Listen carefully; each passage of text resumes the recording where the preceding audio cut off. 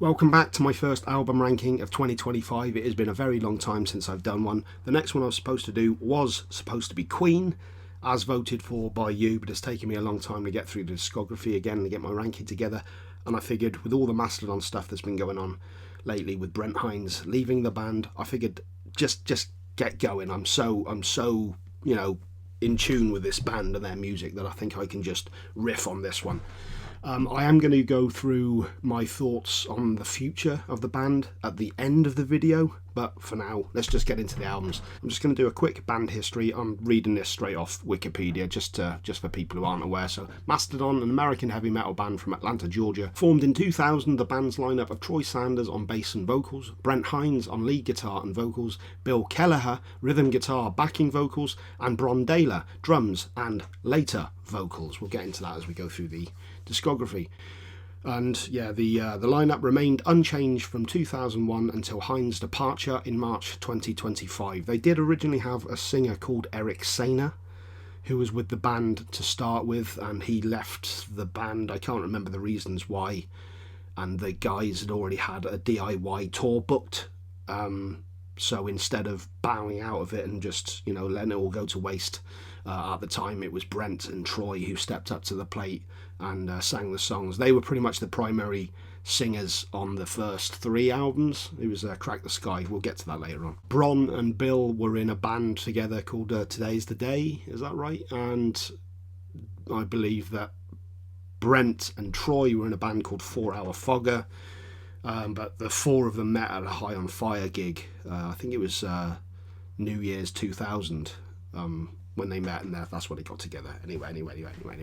Anyone who wants a decent history on the band, just check out the Workhorse Chronicles. You can find it easily on YouTube. Okay, so the first thing that the band would put out was their 9-song demo. This would later be re-released, I think in the beginning of 2006, after the band had actually started building up some traction, and it was called Call of the Mastodon. But the first EP that was actually available, I believe, was the Life's Blood EP. All of these songs are on the Call of the Mastodon. I will say, however, I do actually prefer the mixes I prefer the versions on this to all these songs, but there's some cracking songs on it anyway. So the first proper one that we're going to be looking at is the Call of the Mastodon. As I said, the 5 songs on the Life's Blood EP are all on this one. This is a solid debut, I think. I think it's a really solid debut. This was released on February 7th, 2006. Like I said, this was re-released later on February 7th, 2006, once the band had built up some traction. Opening track, Shadows That Move, I've always loved that song. It's got the sample from One Flew Over the Cuckoo's Nest. And when it kicks in, it's just, oh man, it's so damn good. Welcoming War's a really cool tune. Thank you for this. I love that. That's a really cool tune. We Built This, Come Death and Hell to Fire are great tracks. Battle at Sea is kind of we'd see kind of this developing on albums like Leviathan. This was more of their slow, clean intros, really ominous sounding, really dark, deep sea creature. Yeah, personally, I think this is actually a really solid debut. I think this is a really solid collection of songs. I don't return to it a huge amount, but I think this easily goes in C tier. Great indication of what we've got to come. I do. We'll get into it. Next up, Remission. I've actually got 2 different versions of this one. They're really cool. I always love that cover art. Fantastic. A lot of their albums are concept albums, but there was an overarching concept to 4 of their albums, which involved the 4 elements, that being earth, fire, wind, ether and water. Did I say that? And Remission is the fire element. So I'll just quickly read out something Bron had to say about this. My sister committed suicide when I was 15. We'll get to this again later. I was never able to put that stuff anywhere. All that pain I was carrying inside. The pain of losing her had always been there. With Today is the Day, there was a lot of anger involved. After that, I didn't want to be angry. When I started playing in Mastodon and moved to Atlanta, there was a big personal healing. Mastodon had a lot to do with that. That's one of the main reasons that the album is titled Remission. Remission means forgiveness and healing. Mastodon helped me to do that a lot. Forgive a lot of things that happened in my life. This is an absolute banger of an album. I love this album. Straight away we've got the opener, Crusher Destroyer, which uses a sample of the T-Rex from Jurassic Park. It's distorted. They've messed with it a bit, but so damn good. March of the Fire Ants is such a banger of a song. You've got that fantastic melodic guitar section in the middle that's just so damn good. Where Strides the Behemoth. Workhorse is such a great song. I think, from what I understand, it's about the rigours of having to go to work again between touring and all the rest of it. Just like, oh god. Old Nessie is a fantastic song. They got this real way of conjuring up images in your head, which we'll get to in Leviathan onwards. This has definitely got more of a water theme to it. They're really good at doing that, actually, conjuring up those aquatic sort of feelings. Burning Man is a great track. Train, but I mean, this is just a banger of an album. Mother Puncher is such a fun song. I think from what I remember from the Workhorse Chronicles documentary, the original vocalist Eric Sainer, I think somebody come up with the riff for Mother Puncher, and Eric Sainer said, wow man, this riff makes me want to punch my mother. And therefore they called it Mother Puncher. I don't think it has anything to do with the lyrics. And the last song is a instrumental track called Elephant Man, and it's a beautiful instrumental. This would be the first of 3 songs that the band would create about the Elephant Man, Joseph Merrick. Absolutely cracking song. This is such a damn good album. I enjoy listening to this all the time, and I'm actually going to put this in A tier. I think it's an absolutely amazing album, and I do miss a lot of the elements that they were putting into albums like this. Next up we have a biggie, Leviathan. This is the one that has the DVD with it as well. It's like a different audio mix, 5.1 surround. Oh my god. This is the first album I ever got from them, right about the time that it came out. They were everywhere at this point.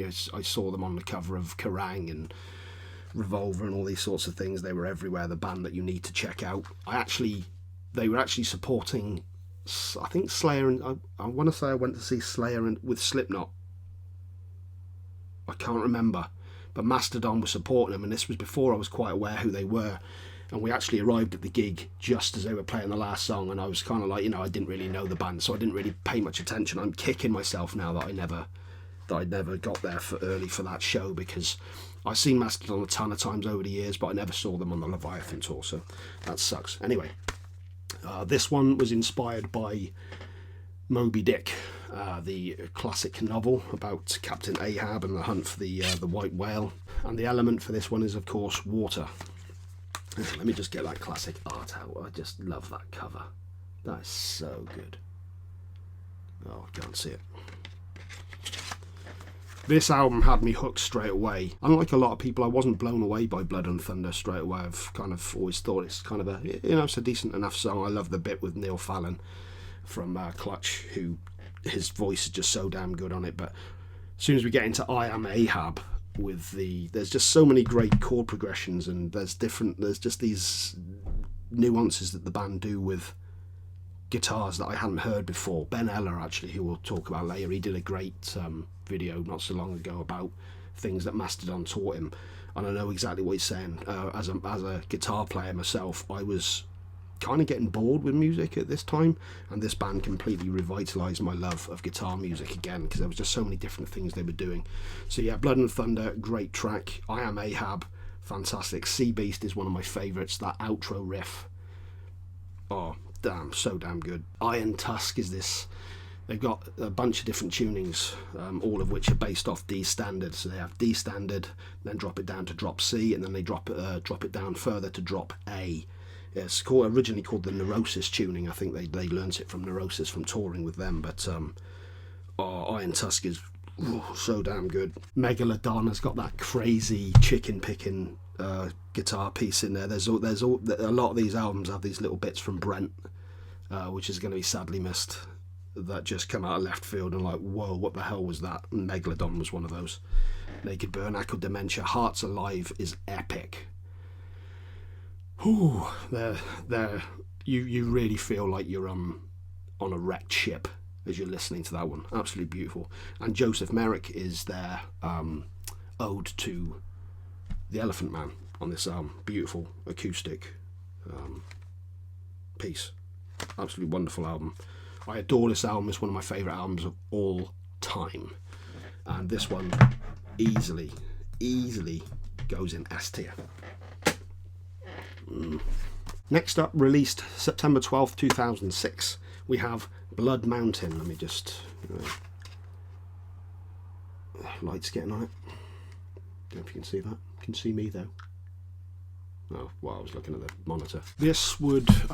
the element explored on this one is Earth, and this is a crazy album. This one follows the journey of our protagonist, who he's in search of the crystal skull and has to scale to the top of Blood Mountain to get it, and it's all about the perils that he faces along the way. And it's just, I know a lot of other people have kind of ranked this one a little lower. I adore this album. I love it. I think it's absolutely amazing album. The Wolf is Loose. This is a real metal album. The amount of riffs on this album per song is absolutely insane. Wolf is Loose and Crystal Skull are just these straight up sort of...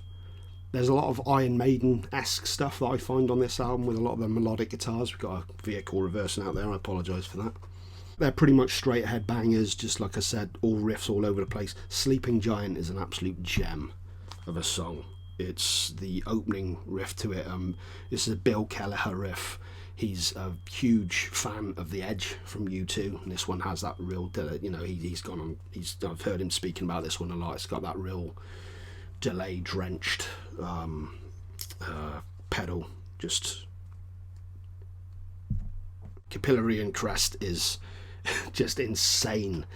I spent so much time trying to learn that on guitar, and I never got close to really you know, nailing it, but that's such a damn good song. Circular Sasquatch is a banger.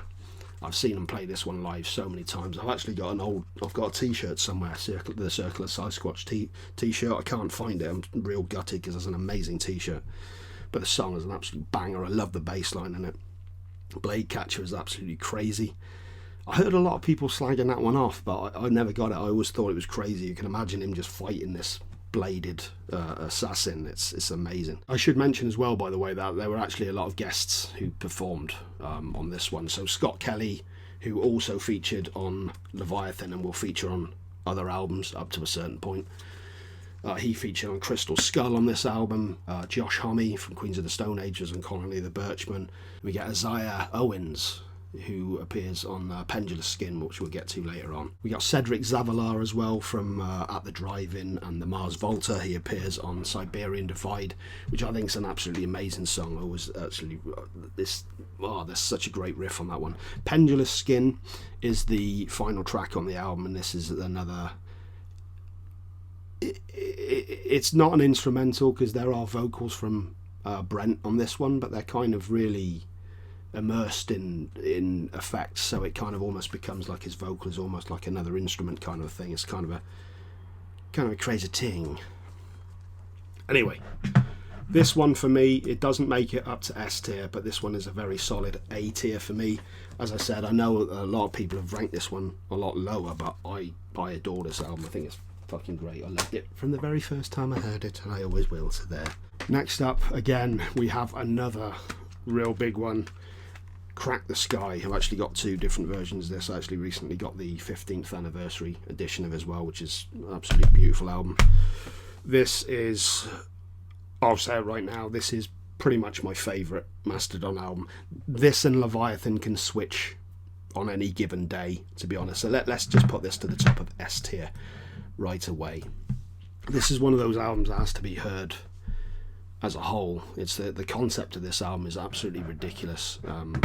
This was a crazy album to make. During the touring cycle of Blood Mountain, Brent got into a fight that's very well documented with Shavo from System of a Down and another guy. I can't remember the guy's name. I think Brent started it. You know, I think all of us know that Brent is a bit of a wild card. And he ended up getting punched and hit his head on the back of, it was the classic thing, got into a fight and ended up hitting the pavement and got into a coma for a couple of days and had quite a recovery from it. And during that time, he created a lot of the music that we hear on Crack the Skye. At the same time, Bron really wanted to deal with the tragic suicide of his sister. I think she killed herself when she was 14, 15 years old, something like that. really sad story. Her name was Skye, and she was named after the Isle of Skye. So, yes, the title of the album, Crack the Skye, I think Bron said that was when he heard the news of her death. It was like, you know, a crack in the sky. So, a very, very deep album. The album itself deals with a crippled young boy who dabbles with astral projection. So he goes out into the cosmos, and I believe the golden umbilical cord, which connects the soul to the body, got severed, and he's lost off in the cosmos. And Rasputin comes and helps him out, and all there's all sorts of shit that goes on in this album. It's absolutely insane. I highly recommend it if you haven't heard this album or heard what it's about. Do some research on it, because it's a fantastic listen on its own. Opening track, Oblivion. I remember hearing this one for the first time, and it felt like something different. It's a strange thing, because they've always used those low tunings that I was talking about earlier on, but there was something extra kind of heavy about this one. I remember when I heard it, it was like, oh, what the hell? Those opening notes are just crazy. Divinations has got these great, you know, classic Brent Hinds chicken picking moments going on. Quintessence is a crazy song. The Tsar is one of my favourites. It's one of the, you know, in the classic prog tradition, it's set out in 4 different parts, and it's just, oh my god, it's so damn good. Goes to Corellia is really creepy. I think that was based on some of the writings of the Book of the Dead.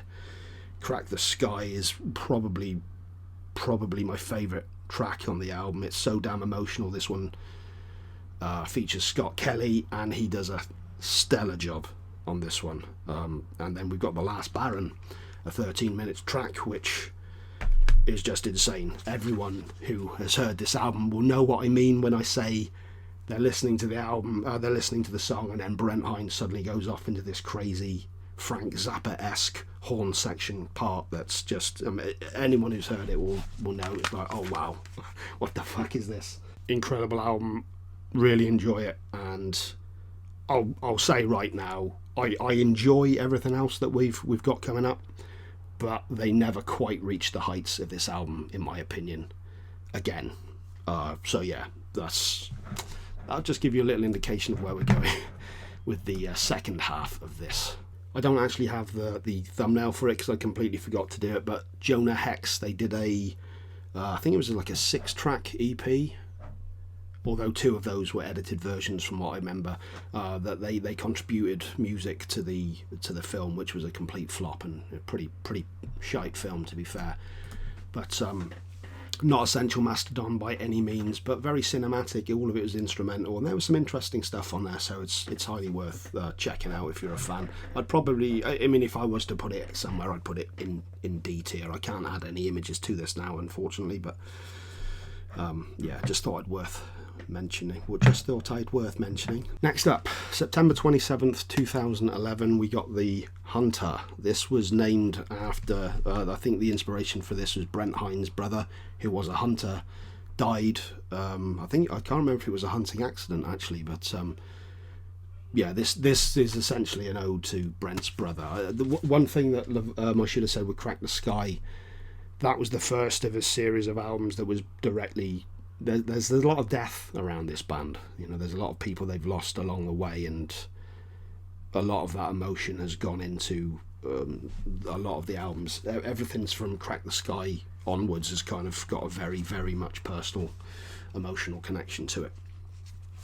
This is a strange album. It's a bit all over the place. I think, like a lot of people, I was expecting, you know, the continuation of Crack the Skye going off in a real proggy era. There are a lot of progressive elements on this, but it's a lot more. I mean, how many songs is it altogether? 13 songs on this one altogether, and a lot of them are around the 3 to 4 minute length as well. So we got a lot more shorter, punchier songs. I remember I heard this for the first time, didn't know what to make of it. It was like, okay, that's not what I was expecting. Listened to it the second time, really enjoyed it. Listened to it again, wasn't sure. Listened to it again, no, I really like this. I really enjoy this album. Black Tongue is a fantastic opener. Curl of the Burl is just this crazy. This is another one that's tuned down to drop A. It's got this real nice groove to it. The video to it's insane. Blastroid's a great track. Stargasm, that's a absolutely fantastic song. Octopus Has No Friends, All the Heavy Lifting. The Hunter itself is a great song. This is the title track of the album. This is a very heartfelt song dedicated to Brent's brother. Beautiful song. Dry Bone Valley is a very underappreciated song. It's a real rocker. The riffs in this one are just, it's very simple, but it's just damn good. Thickening is okay. Creature Lives, I believe this was the rest of the band. This is a very bass driven track, and I believe the rest of the band actually wrote this kind of almost as a gift for Brent Hinds, because he loves the Creature of the Black Lagoon, so it's kind of almost like a present for him, from what I remember. Spectra Light, oh damn, this is one of my favourite songs in the album. So damn heavy. This one features, this is the Scott Kelly track on this one. Bedazzled Fingernails is okay.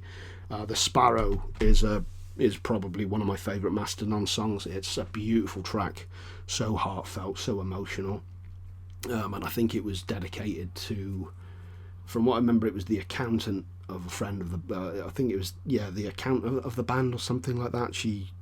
I believe she got a cancer diagnosis, and I think one of her sayings for life and how to live life was pursue happiness but do it diligently. And the lyrics, pursue happiness with diligence, is repeated throughout the song. Absolutely beautiful track. I will say though, it does fall a little bit for me. I do love it a lot, but this one for me, I think I'm going to put in B tier. I don't dislike anything on it. I don't dislike anything on any of their albums, to be quite honest with you, but not, maybe just, don't return to it as much as some of the others. Next up, we move to June 24th, 2014 for Once More Round the Sun. This was, this kind of continued where The Hunter left off, so kind of, some poppier songs on it again. I'll be honest with you, I didn't enjoy this album at all when it first came out. This is the first time that an album had come out, and I was actually a bit disappointed with it. The Hunter I was kind of on and off with, but basically I kind of liked it from the beginning. This one took a little while with me. I will say, however, over the years I have really grown to appreciate this album. Tread Lightly is a fantastic opener. The Mother Lode is a groovy enough track. Not a favourite song, but it's an okay song. High Road is a great sludgy stoner. Oh, fantastic. Once More Around the Sun is more of a rockier tune. Chimes at Midnight is a great one. Asleep in the Deep. I've heard a lot of people talk shit about this song. I really enjoy Asleep in the Deep. There's a 3-part vocal harmony that comes in for the choruses with all three, with Bill, the only person who's not on it, Troy, Brent and Bron, which I love. I think it's beautiful. I really enjoy this one. Feast Your Eyes is a decent enough track. Aunt Lisa is a song that I'm not a fan of. There's got this section at the end of the song that really just kind of rubs me up the wrong way. I don't enjoy it at all. Ember City, beautiful song. I love how Bron sounds in this one. I'm not always a huge fan of Bron's voice, I'll be quite honest with you. I did prefer a lot of the stuff when it was just Brent and Troy. But he definitely brings something else into it. But yeah, I'm not a huge fan of his voice, but when it works, it really works, and it works really well on this song. Halloween is an okay song, and Diamond in the Witch House, this is the track with Scott Kelly on it, is an absolute banger. Really kind of creepy vibe to it. It's great. This one is, as I said, I'm going to put this one in C tier. At the top of C tier. I still think it's a great album. I mean, I loved Call of the Mastodon as well, but again, probably the one that I return to the least, if I'm quite honest. Next, March 31st 2017, we had the release of Emperor of Sand. This was a real return to the proggier Mastodon, so this one kind of fits much more in line with Leviathan, Blood Mountain, Crack the Skye, and then this kind of fits very much in with this one. This was inspired by cancer. Basically, Troy's wife had breast cancer. Luckily, she made a full recovery, and Bill's mother also had cancer, and she tragically passed away. So I think the desert scape of this the theme of this album is to reflect chemotherapy and the eradication of the illness. I think the concept for this one is a desert wanderer who basically has a death sentence, and we've got how he's trying to survive and get through it, I believe, on this one. So it's an interesting album, this one. Sultan's Curse is I remember first hearing that track and the riffs on that one and thinking, oh, this is nice. This is kind of the Mastodon I like. Show Yourself is a real fun one. So you go straight from this really dark sounding song like Sultan's Curse into Show Yourself. Yeah, I love the video for this one. I love the video for this one. Precious Stones is a great track. Steam Breather is amazing. The chorus section on that song is just so damn enjoyable. Roots Remain, that's the one that starts out with the really cool, nice acoustic opener. Really builds up, and that's a fantastic song. Word to the Wise is a really underrated song, I think. I don't hear much people talking about this one. I really enjoy this one. The chorus section on this one is great. I mentioned earlier about not always liking Bron's voice, but he does a stellar job on the chorus of this song. It's so damn good. Ancient Kingdom is a beautiful song. Clandestiny is an okay song. Andromeda is a real banger of a song. Reminds me actually of Capillary and Crest in a lot of more sort of frantic, nasty riffing going on. Great track. Scorpion Breath is this album's Scott Kelly duet. It's probably my least favourite of the Scott Kelly involved pieces. This would also be the last one for, because after this we'd find out what Scott had been doing over the years and why he's no longer in the music industry. Why'd you have to be an asshole, Scott? So that was that. Jaguar God is a fantastic closer of a track. This one features Mike Keneally helping out, and this is just a beautiful song. The outro solo on this one, when Brent Hinds is on form, something I'd neglected to mention as well. I think something that's been mentioned quite a lot with the departure of Brent Hinds. His presence on the albums kind of does feel less and less as we go along, but when he is on form and when he's contributing, his solos are so damn good. The outro solo on this one is just beautiful. It's so emotional. It's amazing. This one for me, I'm going to put at the bottom of A tier. It's not quite up there with some of the other greats, like I said, and I don't think anything will ever quite replace those first 4 proper albums for me. That's always peak Mastodon, but a great album and a return to the more concept-based stuff that they were doing. Amazing, absolutely amazing. I should also mention as well that Kevin Sharp from Brutal Truth and like Venomous Concept and stuff, he appeared on Andromeda as well, so love you, Kev. The next official release that the band would put out was September 22nd, also 2017, as the Cold Dark Place EP. This is a fucking cracking EP. I've never heard anybody say anything bad about this. There are people that I work with who've heard me talking about Mastodon a lot, and they've checked out this EP for some reason and actually come over to me and said, oh, I really enjoyed that.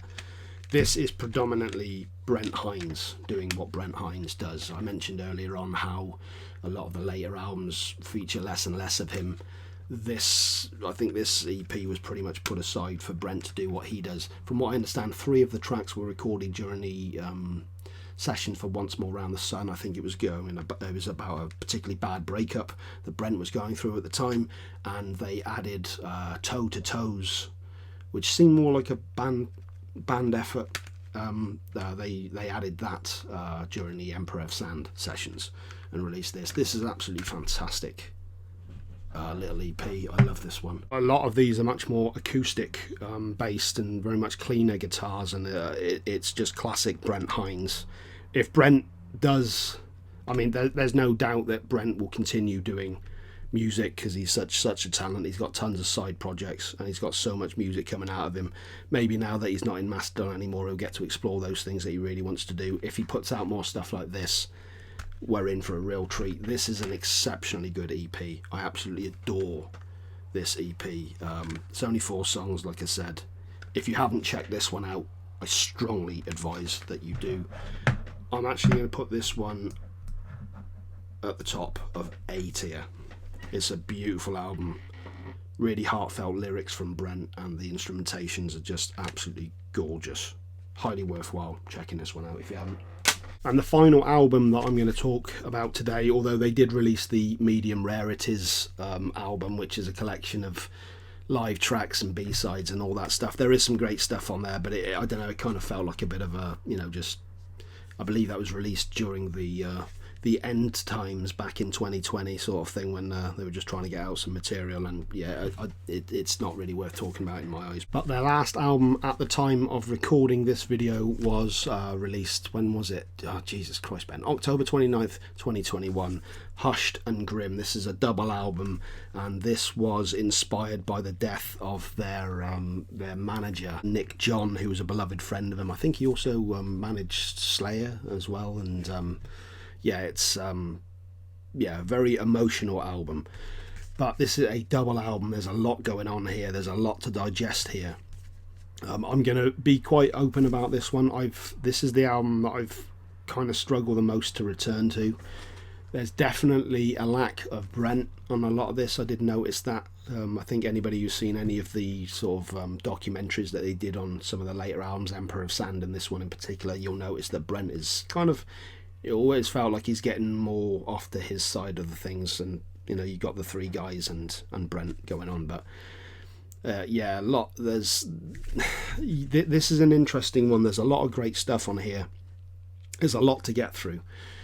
Originally, when I reviewed this on my old channel, I believe I gave this a 9 out of 10, and I ended up giving it Album of the Year. I do feel that was me showing favouritism to one of my favourite bands, if I'm completely honest with you, because this is a slog to get through. I find this difficult to get through. However, having said that, starting out with Pain with an Anchor, absolutely glorious song. Starts out with this massive drum fill from Bron that slowly fades in, then kicks into a great track. The Crux is a really interesting song, very strong song. Could have easily heard this one on Emperor of Sand. I think Sickle and Peace is an interesting one. This is more of a Brent Hinds led one, and I could have almost heard this one on the Cold Dark Place EP. More Than I Can Chew is a fantastic, dirty, down-tuned riff in it. The Beast is a very Brent Hinds driven one, is kind of chicken picking style stuff going on. Skeleton of Splendor is a very Troy led one and very emotional performance from Troy. Tear Drinker is a decent track actually. This was one of the singles on the build up to it. I was quite happy with this song when I heard it. The reason I bring that up is because the next track, Pushing the Tides, I think that was the first track to be released from the album, and I was kind of like, it's not one of their better songs in my opinion. I'm not a huge fan of that one. It's kind of, yeah. Now we get onto side 2, which starts out with Peace and Tranquility. You got a beautiful chorus on it. It's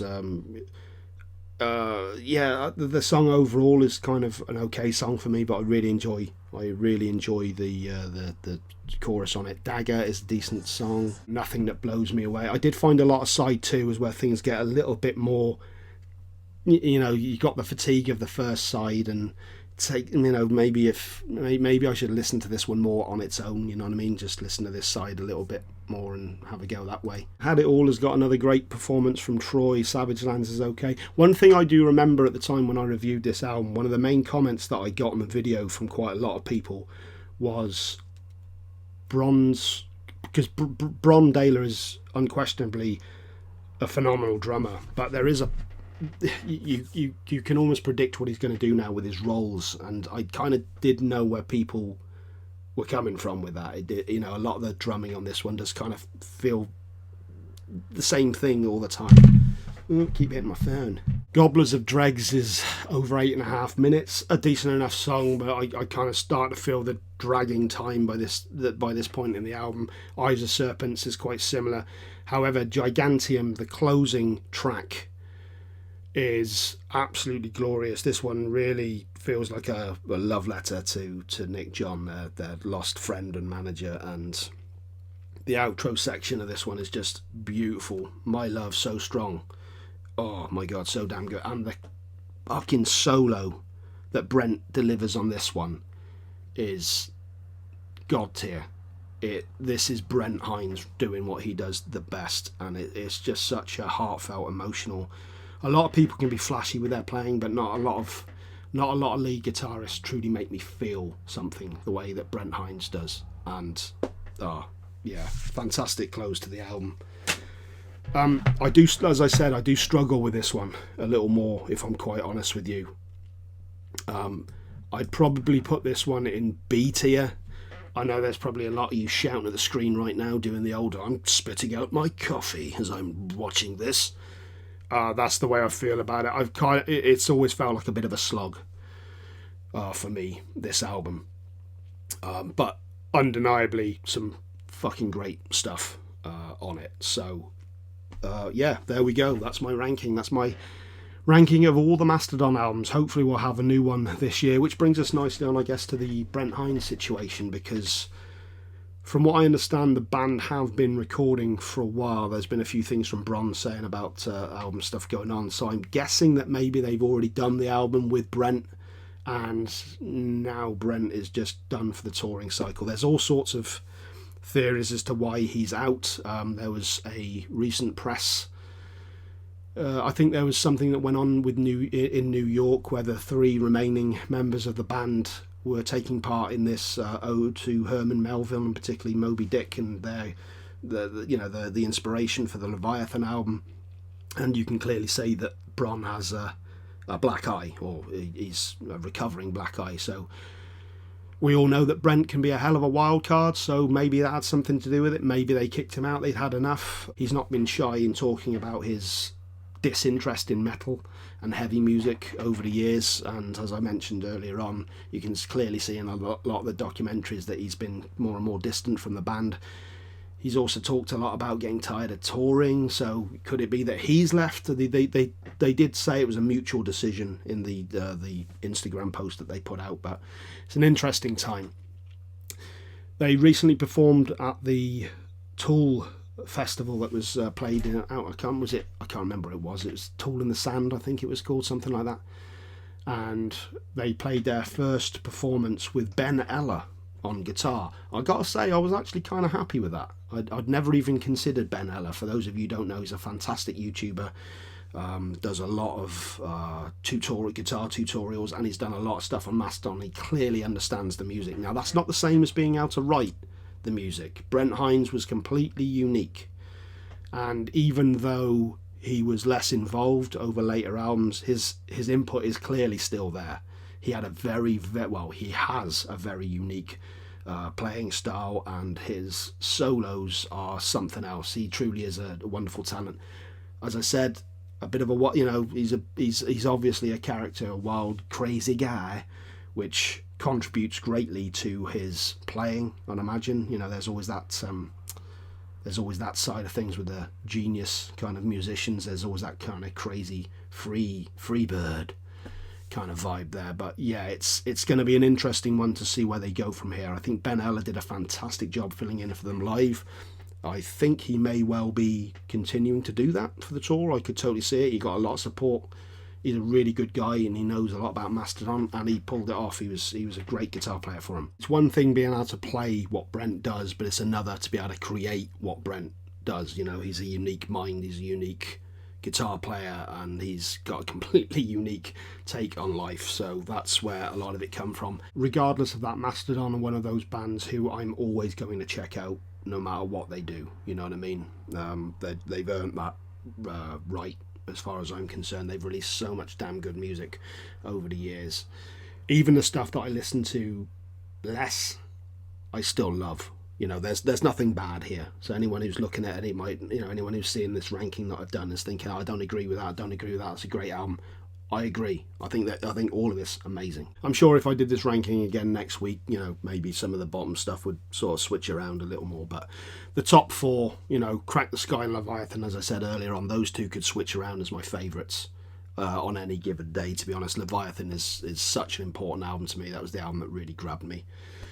Cold Dark Place as an EP is just beautiful, and yeah, Blood Mountain and Remission are very close to my heart as well. I just absolutely adore all of those. But such a damn good band. I'm really intrigued to see where they go, and I just hope that they keep delivering incredible music. I'm sure it's always going to be worth checking out anyway. They're definitely a unique band, and they've carved their own path, and I'm all for it. So we'll see what happens. But I've gone on for way too long for this one, so I'm going to record another one now, so that's going to be exhausting. Anyway, if you made it this long, fair play.